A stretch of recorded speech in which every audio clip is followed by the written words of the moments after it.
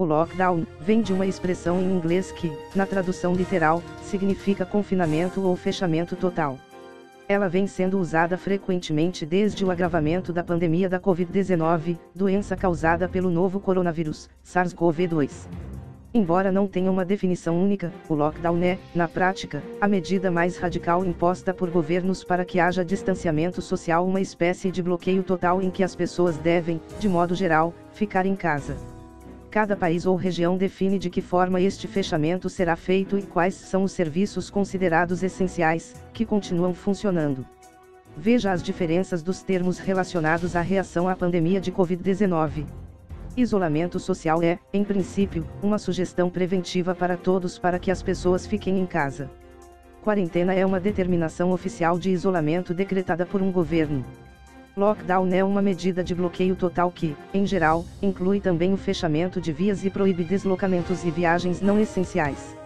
Se um governante impõe um lockdown, a circulação fica proibida, a não ser que ela se dê, por exemplo, para compra de alimentos, transporte de doentes ou realização de serviços de segurança. As atividades essenciais funcionam com controle das autoridades. O acesso a um perímetro da cidade ou do estado é fechado e pode passar a ser controlado também. Para poder passar pelos controles, as pessoas precisam, por exemplo, de declarações de suas empresas que atestam que elas desempenham uma atividade essencial. No Maranhão, onde um lockdown entrou em vigor nesta terça-feira, 5 de abril, esse aviso é feito por meio de um formulário online. Pelo decreto da Justiça maranhense, quem descumprir a medida estará sujeito a multas e, eventualmente, pena criminal. Fortaleza também deve aumentar as restrições e bloqueios, mas evita citar o termo lockdown. Um decreto municipal autoriza a prefeitura a restringir a mobilidade de pessoas e veículos que não estejam cumprindo atividades essenciais. No Pará, o governo decretou lockdown em 10 cidades para aumentar índices de isolamento social. Inicialmente, estão previstas medidas educativas para quem furar os bloqueios, mas punições mais severas poderão ser aplicadas. O Código Penal tem um artigo previsto para quem infringe determinação do governo como essa, com penas que variam de 1 mês a 1 ano de prisão e multa.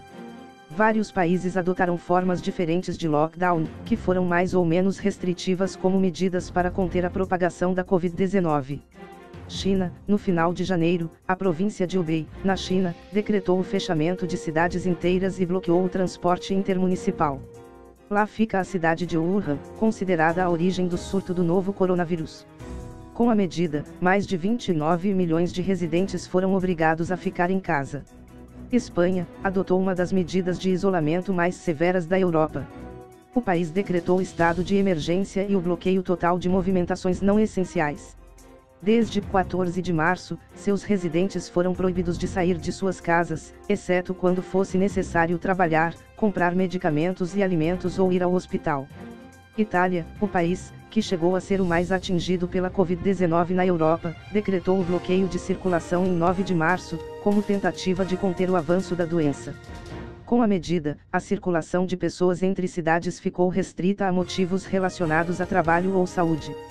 Além disso, o governo proibiu reuniões públicas, inclusive cerimônias religiosas como funerais e casamentos.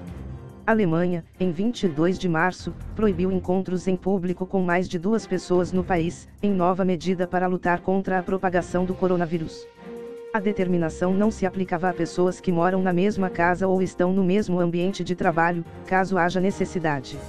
Acompanhe nossas notícias em tempo real clicando no botão inscreva-se. Aperte o sino ao lado para receber as notificações de novos vídeos.